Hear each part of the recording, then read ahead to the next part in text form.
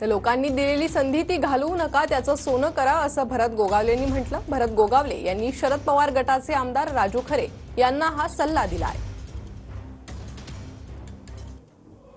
तुला जे काही लोकांनी संधी दिलेली आहे त्या संधीचं सोनं कर, परत लोक तुझा विचार करतील।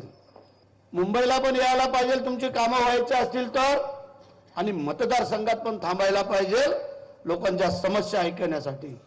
समीकरण आहे, लक्षात ठेवा। नाही तर एखाद्या वेळेला नाही भेटला का लगेच तुम्ही चर्चा करायला सुरुवात नका करू। तो तुमच्याच कामासाठी मुंबईला मंत्रालयात आलेला असेल। आमच्यासारख्यांना, शिंदे साहेबांना, देवेंद्रजींना, अजितदादांना भेटण्याचा प्रयत्न कराल, कारण तो जे आता पक्षामध्ये आहे, ज्या पक्षातून निवडून आलाय त्या पक्षाची सत्ता नाही। सत्ता नसेल तर निधी फक्त मिळणार 5 कोटी। 5 कोटीमध्ये एवढ्या मोठ्या मतदारसंघाला काय करणार वर्षाला?